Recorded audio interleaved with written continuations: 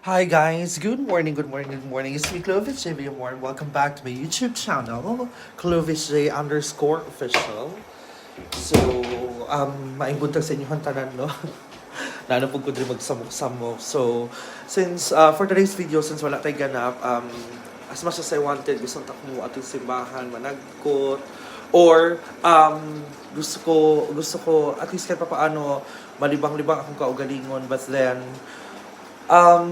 yeah, marga nang gusto magbundo lang sa balay. I don't know. Emotionally parang ka nang margo ako kasabot sa akong gibati, pero that's why naalala ko din nagbundo.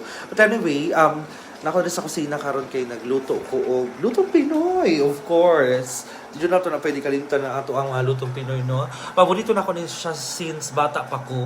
And since nag-ato og Saudi sa una mo, dito siya ako ang perfect and comfort food.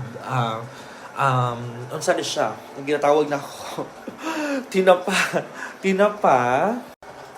Tinapa. Kani siya limpyo ni ha. So, don't get me wrong. Limpyo ni siya. Tinapa. Tinapa siya with kani siya. Repolyo. Repolyo. Cabbage. O kaning beans. Kanang beans ako. Isa kasi mana sa akong ref mo na lutuon ako. So, mo ni siya ang tinapa nila diri. So, na may mga Asian store, there is some Asian stores na makapalit ka ng mga Filipino food, mga tinapa, pancit canton at iba pa.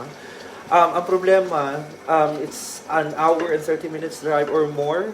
So, manang layo jud kaayos siya. So, mapalit sa mga tindahan-tindahan, so mga ingani nga tinapa ilaha diri. You will know na ang nagpuyo sa balay Filipino kay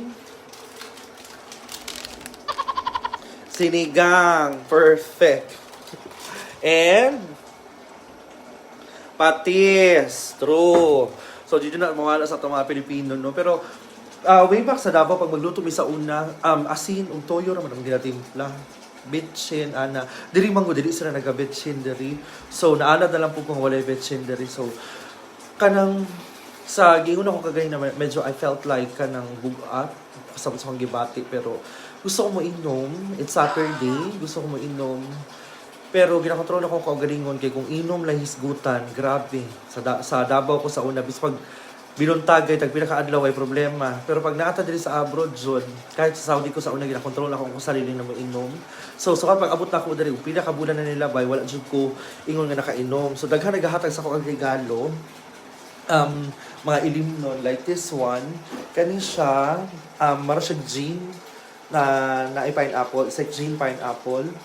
So, nasa 20% sa iyang volume, sa iyang alcohol, pero medyo isog. Pero gusto na pa imnon, pero ako kabalo. This one is a red wine, pang virgin. Kani siya beer, hinatag ko na siya.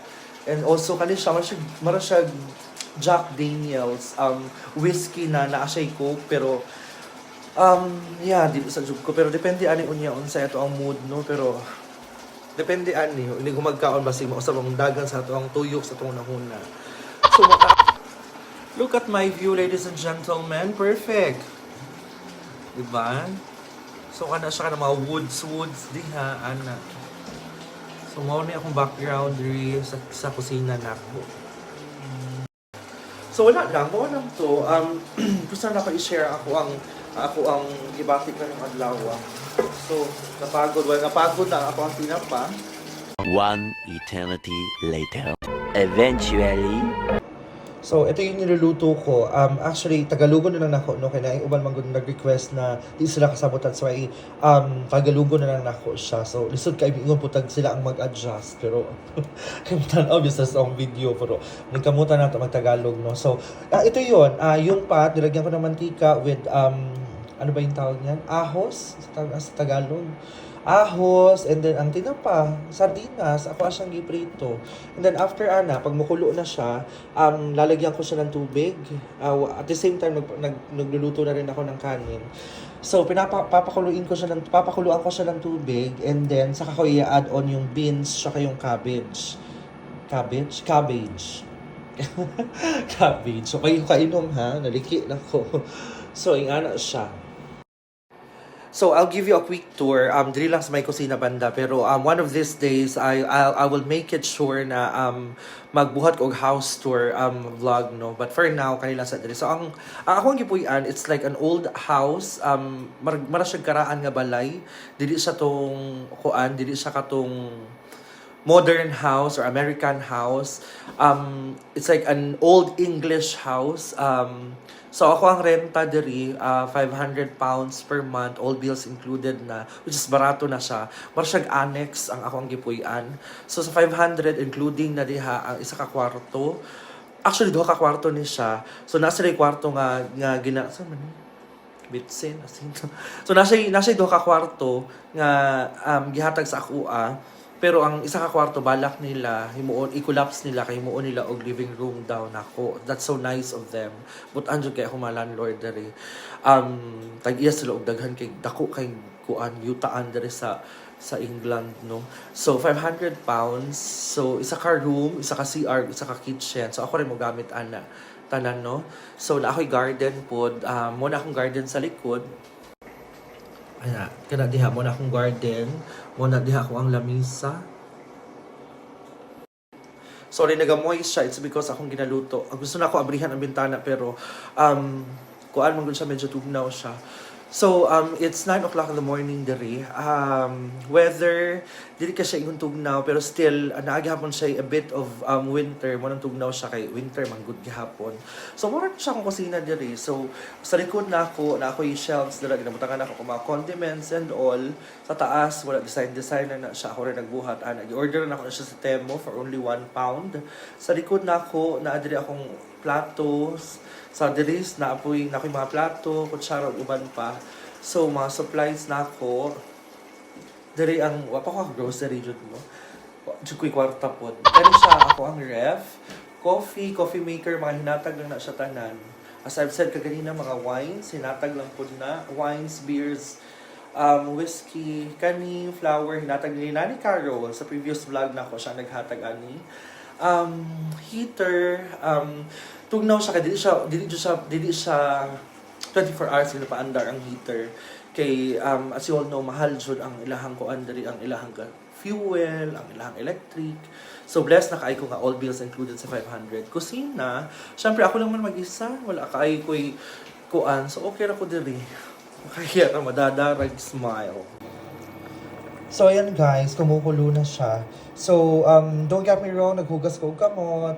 So, ito siya, onion leaves, butangan ako siya. So, normally, ginabutang dyan ako siya sayo pag magbukal na siya para at least mag-blend in ang iyang lasa. Which is, mo na akong ginabuhat. And then, ang beans na gamay. Actually, gamay lang akong ginabutang nga beans. Hindi ko hilig kaayo sa gulay. Okay ra ko sa mga tinapa. Di ko art sa pagkaon pero pag amo sa gulay panagsara jud usahay lang pero lately marag napansin ako marag ka ng lami ilang mga gulay diri lami nagutom ka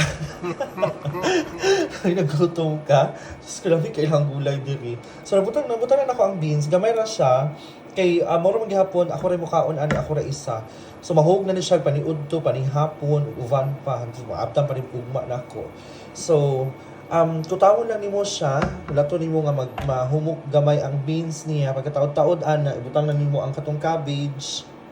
And then you're good to go, timplahan nimo. So ayan, kumukulo na siya, tas yung beans medyo medyo malambot na siya. So eto na hugasan ko na, lalagay ko na yung cabbage. Tapos mag-aantay ako na at least 5 to 6 minutes. Cooking show.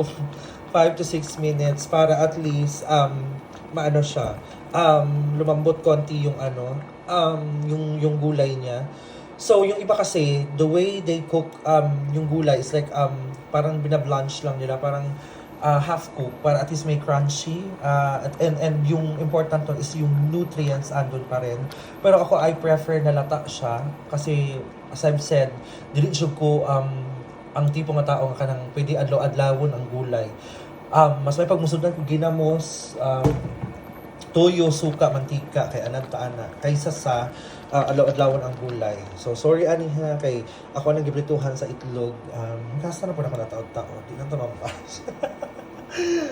And of course, yung ating patis. ito yung patis nila dito.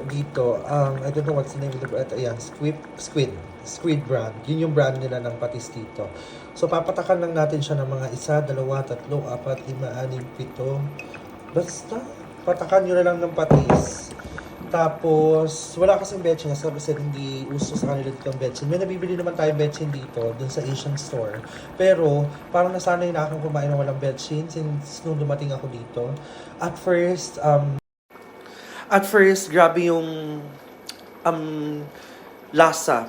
Alam mo yung parang nasanay ka sa betchin sa Pilipinas, lalo sa amin, lalo sa amin, si Papa tsaka si Mama talaga pag nagluluto, may betchin talaga yan. Minsan maraming betchin.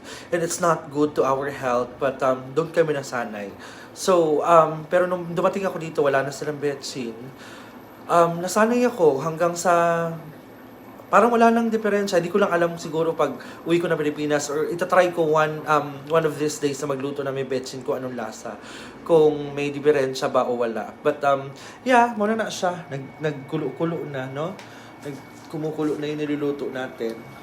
So, after that, gibutangan ako sa paminta, daghan kay paminta, kay ganahan siya daghan kay paminta. Aside sa mapagawas ang lasa sa atong giluto, medyo halang-halang siya. So, moto after ana, kaon ko pag magkaon, I will decide. I will think about it kung iinom ba ko or amot lang. Marag kape inom, mahadlo ko kay basikan. Basig ining mata na ko no kan mapadagan kung inom basig ining mata na ko na ako sa laing balay, laing kama ko gitulugan, lahi pod, no. But anyway, update mo niya ha. Bye-bye. So ayan guys, luto na siya. Ang sarap niya. Medyo matamis kasi yung gulay nga, masarap yung mga gulay nila dito. So mga unta, naka-jacket ko kay medyo bugnaw-bugnaw ganun, no. So dara ang gulay akong giluto. Ayan. So tama-tama na medyo lata jud ang gulay niya. Mas mo na akong ganahan ingon ako gaganina. Ang lasa niya perfect. Kahit walay betchin, I should say, marag siyang na betchin. Lamig dun siya, marag naanad na siguro kung walay betchin. And at the same time, ang lasa niya, tinapa. Sorry, joke lang. Sardinas, pero, medyo tamis-tamis siya, kahit wala akong nag-add on ng asukar, o sa panang mga condiments siya, just paminta, asin, o katong soy sauce lang. Pero medyo tamis-tamis siya, tungod po, siguro sa patis nga akong gibutang. And, ang nakahatag jud og lasa ang gulay niya, medyo tamis kay fresh jud ang ilang mga gulay diri and kanang kuan kaning akong gipuy-an karon tag-iyan na siya og kanang mga gulayan diri, so isa sa mga suppliers sa mga gulayan sa mga stores diri. And gina-cultivate nila ilahang gulay without using fertilizers o yung kanang mga medisina. Ginapalago nila ilahang mga gulay using the organic way. So, muna ginatawag siya organic farm ang ilahang shop diri. And kanin balay nga ako ang gipuy-an karon, ginatawag din siya og organic house. So, that's how organic they are. And ano jud sila, ginaingatan nila ang mother nature. Sometimes siguro sa wala na akong gikaya ang katugnaw, nagamit ko og portable heater na mapalit mo barato lang sa mga shops. Pero sa kabutaan nila, gitagaan ko yung itong heater nga dako because as they say, they are protecting the Mother Earth. They are actually helping protecting the Mother Nature. In that way, kahit pa paano malesen daw ang kanang pagsunog kung sa bato yung giingon. Basta kay nagatapang sila para protektahan ang Mother Earth na to, which is a good thing though. Yeah, so mga unta, actually pamahaw dala paniud to na ako ni pero daghan ko gulay nga ko I know sobra na siya. Muna akong panihaponon na po, which is I'm used to that. Kung unsa ra akong giluto gikan sa buntag, muna na akong paniud to panihapon. Nasanay ko na sa Saudi Arabia pa ko dati. So, when I was an OFW sa Saudi Arabia. So, kato lang. Wala kayo ko'y ganang adlawa, wala kayo ko'y kuan. So, after na kong kaon, busog ko matulog, di na lang po kumiinom kay kanang lagi kinakontrol na ako since pag-abot ako dali dyan sa England o pa siya ko kainom. Daghang naghahatag og drinks, daghang nag-invite, but I tend to control myself kay kabalo ko kung asa ko o unsay mahitabo sa ko. So masaya na mag-control. So mao lang, wala kay ko daghang ganap. So please sa katong mga wala pa nag-subscribe, sa mga hindi pa nag-subscribe, please do subscribe to my YouTube channel, Clovis J_official. And pasensya na kung nagastorya ko Bisaya. It's because sa mga wala nakasabot sa atong sa mga kapatid natin Tagalog, sa mga hindi nakakaintindi ng Bisaya, pasensya talaga. But rest assured, on my next vlog, magtatagalog ako para at least maintindihan natin lahat. And yun lang, please to subscribe again, please. And salamat sa panonood and see you again soon. Pag-amping o pag-ampo. Bye-bye!